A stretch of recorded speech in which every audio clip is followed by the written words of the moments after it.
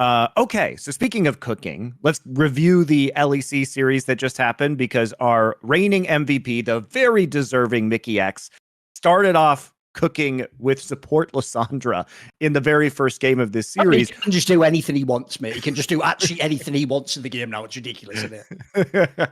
Which I loved. I was listening to the cast on this, and I think some very good points were brought up about countering Rakan engages, because Rakan has become such a large priority pick over the course of this meta that it's fun to see people attempting to do something different by letting this champion through and then having a counter pick that's very effective.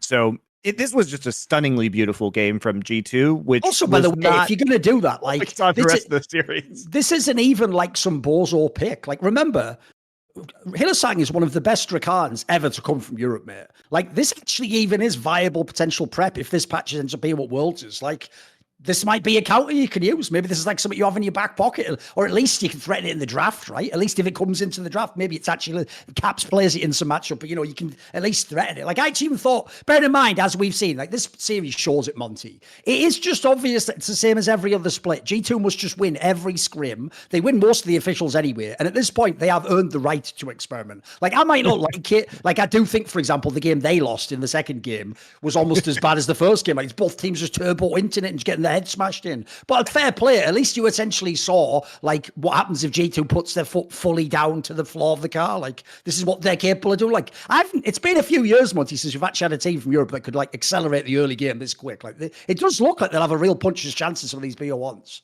I mean, especially because they basically had pressure in all three lanes. And I think that's the key. If G2 is the one that is setting the pace of the game, they really do have an opportunity. Like, they know how to end these games very smoothly. I even like the draft in game number 2 because we've seen this trend over the course of these playoffs, and we saw it in the Fnatic BDS series as well, which is that we're finding new AP junglers to play with. I know this is the angle. He thinks that like you should actually run the Fiddlesticks as like I don't know if it's a counter at either, but I know he thinks it's super OP. I mean, I do think the Fiddlesticks is good here. Like, if you're going to be taking Tristana and Jace in the mid lane, having the, Razork playing the Karthus, or we have the Fiddlesticks coming in is good. And also as a response to Ivern, because the thing is like, you can actually run farming AP junglers against Ivern because he's not really going to do much to you, your own jungle. And like, he's kind of susceptible to invades. But he's trying basically, Ivern's trying basically to farm out his own jungle and apply some pressure to the lanes.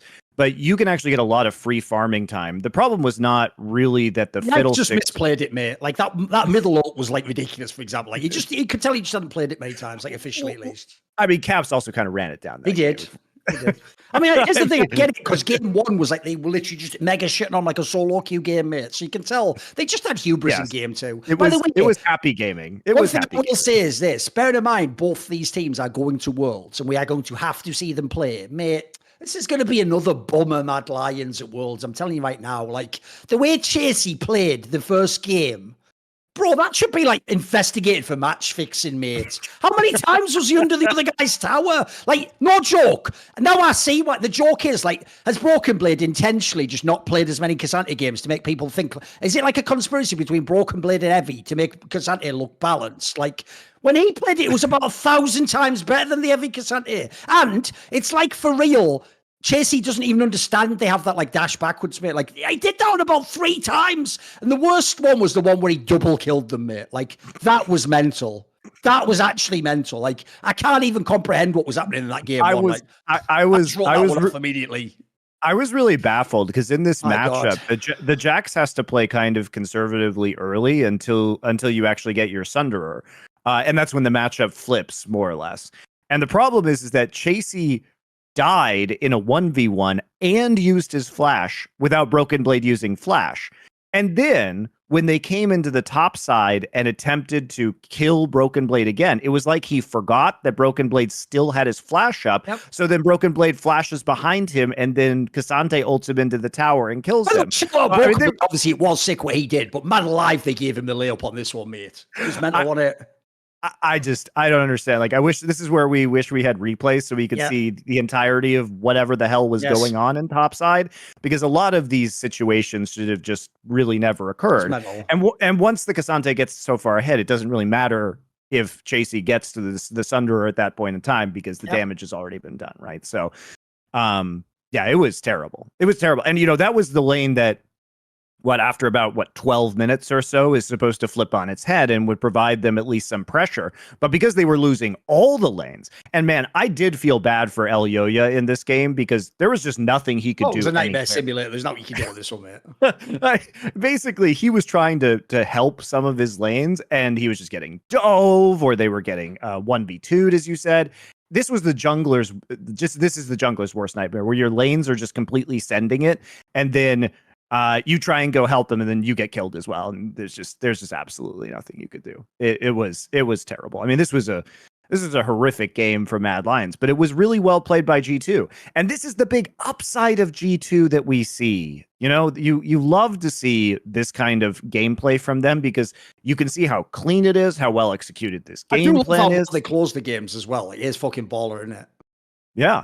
And then obviously game number 2, I think that was some happy gaming. Like, Caps was just awful. He was just awful in this game, just randomly dying, kind of giving the snowball over. Really, really sad. And then Yike was also kind of in the El Yo-Yo position, where he was trying desperately to help his lanes and not really Monte, if you think actually having an effect. G2 is a really weird team, because when you look at them on paper, the first name you always see is Caps, but he isn't at all like the old Caps. In fact, the joke is he doesn't even have to be Monte. He really can just be a fucking mage mid lane player, and they could win the game. Like, as you saw in this series, like, Broken Blade gapped the fuck out of Chasey. Basically, like, Yike's just fine. He's a good player, but probably at the level of El Yoya, and their bot lane's way better. So, like, the joke is actually you can even have Caps do negative game, and you can even have still won the game potentially. The team's just too good, isn't it? Their bot lane is too cracked as well. Just way too good, mate. Yeah, I mean, they are doing really well, and it's actually one of the few lanes. No joke. I actually think Hansama and Mickey X can do some shit in these BO1s against the Asian teams. I'm looking forward to seeing it, mate. It's one of the few hopes I hold out. I think Chasey too, at least in game number 2, what he does is he tries to get into bot lane a lot of times towards the end of the laning phase. Like, he will appear in the bot side and try and get Carzzy a lead, or try and dive the bot lane turret, and sometimes more successfully than other times.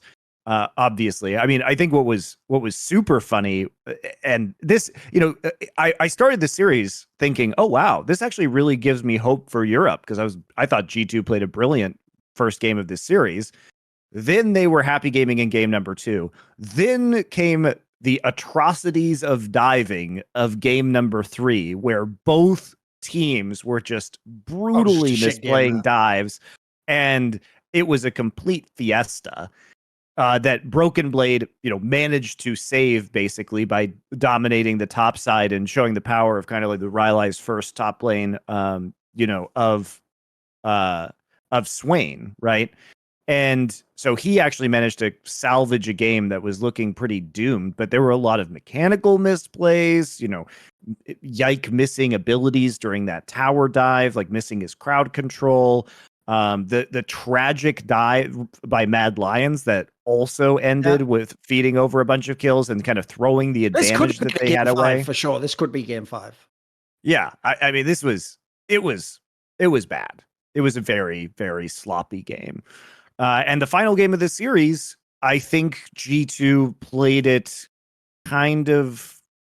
They were not having a good time at the beginning of this game, but I think when they realized that they could get the 1-3-1, and Caps was kind of fed out of the mid lane LeBlanc, so he could provide really good side pressure with the static shiv Ludens LeBlanc.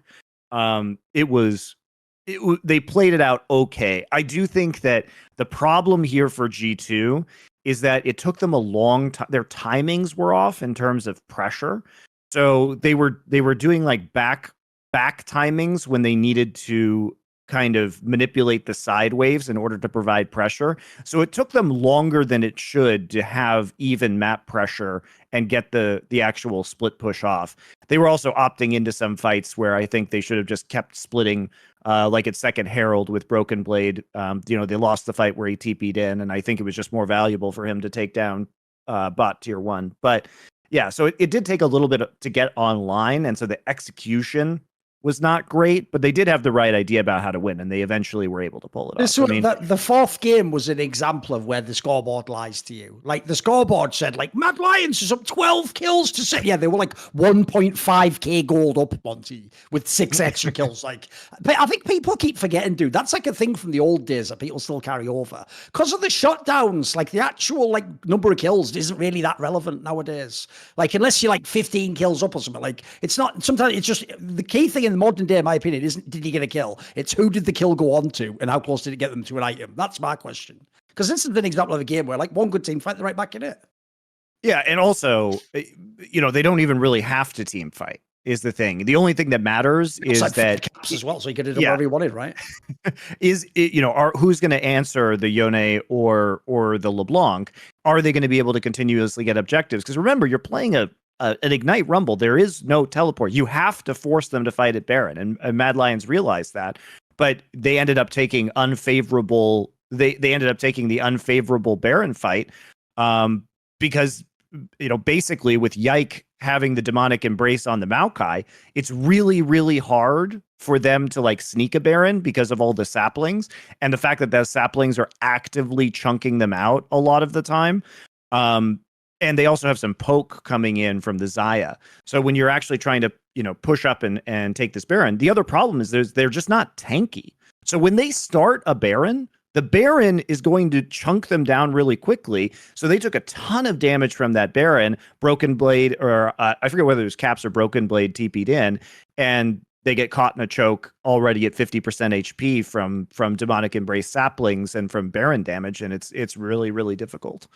They're pretty squishy. Like, they're based around a chain CC wombo combo of Jarvan, Rumble, Neela, and Nautilus. And so, you know, if you get caught out first, Neela is basically just 100 to 0 CC'd in a choke point, and that's it. That's the end of the game. You literally can't stop their split push once they have the Baron. It's tough. So I do respect that G2 eventually got there. It did feel like, though, that their timings were off and they weren't applying even pressure on the map, would be my criticism. And that's going to be a problem when they play good teams, because you saw them get picked off in the side lanes, and you have to force situations where they can't stack 3 or 4 people into one side lane. That means that you have fucked up your pressure. If the enemy team can come and send 3 people to kill your one guy, that means there's no pressure anywhere else. If you're not trading up in that as the split push team, you have failed to set up your minion waves properly. You have failed to get your pressure into a situation where it's evenly distributed across the map so they can't make plays on you. And we did see that. I mean, they did get picked off. So that's why the team I want to see G2 play, obvious, isn't it? Gen G. There you go. I mean, Gen G is the king of doing this, right? They'll wreck them, I reckon. Yeah. It's going to be really hard to split push against them, mate. That is their shit. People don't know. Or they'll get split pushed against them by Gen G. I mean, this is the you know, this is Gen G in a nutshell. I think the team that punishes this the most from Korea is KT. KT is the team that if you're out of position, you're on your way to an objective, they just intercept you while you're trying to set up, and so they'll collapse really quickly. Yeah, it's this is a pretty big flaw. So I don't know if I would say that I would like to see this on the international stage without some refinement from G2, but it was they eventually got there. It wasn't, I would say, the first game was really good, and that's kind of the peak of what we can expect from G2. If you want to hype the Worlds, just watch game 1, then turn the series off, and you saw that, you're like, wow, you were so hyped. I was getting hyped, man. Against like Weed or something, they could do this, bro. Like, and that's all you need. Don't pull the rest up. That'll just depress you, of course. Here's the real problem with this, Monte. I've known pro players for too long, right? Everyone wants to believe like they did with the Mad Lions narrative. You know, when Mad Lions had that losing streak in the BO1s, and so everyone was like, it's okay, in groups will turn it around. I'm sure Max just been telling them, you know, chill, we'll peak in the playoffs. And then if not the playoffs, all you have to do is get to the groups, rather. If not the groups, they'll get to the playoffs, and then they'll do it. Or they say, well, obviously, like, that didn't happen. They kept sucking the whole time. So the real problem is this. People want to believe, oh, G2's just playing with their food. They're just fucking around now. You know, when Worlds comes, they'll get serious. Like, that isn't the way people practice and play. Like, the way they're playing now, Monte. I've seen too many BO5s. This is just who they are. Like the good and the bad, they're not having awesome games where they're like, right, we're zoned in. And they go, this is like the old craps and claps. It's like the same player that makes the mega outplay and dominates you early is also the one that turbo wins the game. Like this is just clearly the dark side of the coin, as it were. Like this is just who they are in it. And you just have to hope that when the game comes up, this is why for BO1s they'll be all right. Because if they flip the coin, they can get heads every now and then and have a big game like this where they could stomp someone. But there could also be games where I think there's a lot of teams could fucking give them the business if they get a bad start like this, or the jungler's out of play, sync with the team or something, they can go really dark too. The problem is the actual flaw of G2 is pretty wild as well. Yeah, no, I agree. I do appreciate the, Dylan Falco continuing to innovate in the draft though, and seeing some interesting new matchups. I will say this, it was a fun series for me to watch. Yeah. I enjoyed watching give them a different look every time. Yeah, I appreciate it. Yeah. It had a lot of variety. I think on the Mad Lions side, it's still really concerning. The fact that Casey, it really just seems to be in a very poor state, and he has been for some time, which is a bummer considering how strong he was when he initially came into the league. But it feels like now that his job is basically like try not to lose his own lane too hard, and then get into rotate to the bottom side of the map to prop up Carzzy. And look, I get it. Carzzy has been the best player on this roster within the last 3 months. And so it makes sense because he's been the major carry factor when they've been winning games. But he's not only kind of weak siding right now, he's just not even siding. He's just walking into bot. He's not even doing what you're saying. He's not even going like, right, well, obviously I'm not going to get as much as us. So I've got to be a bit sick. He's just going fucking balls deep. Like, what I don't get is I really wish I knew. How does Chasey see his game, mate? He seems to think he's like fucking Prime the Shy or something. He's just here to dummy on the lane 1v1. Like, I don't get it. But in half these scenarios, you don't even need to do that. Like, give your team a chance, Because the problem I have goes like this. Right, we saw what Broken Blade did when he had a big lead. The game was just over. Let's say, this is what I would say to Chasey. It's like, mate, let's imagine on some of these players, you think they're a coin flip and you would have won it right. Even if you win it, do you really then convert that into a win of the game? Probably not. Oh, if 1 or 2 kills. The difference is they actually might be able to neutralize you. You might not do that much with it. I think the gambles he's going for, they just aren't necessary, mate. Like I say, he's even trying to do, like those ones under the tower, he's trying to do the most ridiculous, like pixel perfect outplay where you walk away and they die and you have 15 health and you go, hey, calculated. Like, you don't have to do that, mate. Just play normal top lane. We don't need that. That surely is not the win condition on the blackboard when you go back and talk to Mac. Surely. I don't know. Surely not. They want him to keep playing a lot of these carry champions like Jackson and Rumble it's too. It's skill set, isn't it? Like he likes to play those champions. I can see that. Sure, and he has been historically good at them. Sure, it's weird. I think there's something very strange that has happened with Chasey in terms of his fall off. On the other side of that, though, his Broken Blade has been really good since MSI, he continues to display that. It wasn't his fault that they lost game 2. Like, that's a skill matchup between Kled and Renekton, and the rest of his team fell apart. It wasn't him. He felt like he was the only one not grieving in that game at certain points in time, but there's really nothing he could do once and everybody. Also, that's another example of where I don't mind you doing some experimentation there. Like, if you can actually play Kled when we go international, that could actually be a really big feather in your fucking quiver, as it were. Like, that could be a big deal for the draft. So it's worth seeing if you can get it going, mate. Oh yeah, no, I think this team still has really deep champion pools. It's super versatile. That's what's so fun about watching G2. Do they always have the best execution? No, but when their execution is good, it's like very good. And then sometimes they can, like in game 4, struggle and figure it out, but they are at least willing to play different styles, and they can win games using different styles, even if it's not the prettiest game of League of Legends you've ever seen. See more cool, funny, interesting clips based on topics from my content? Well, subscribe to this channel then, or, be a pleb and don't.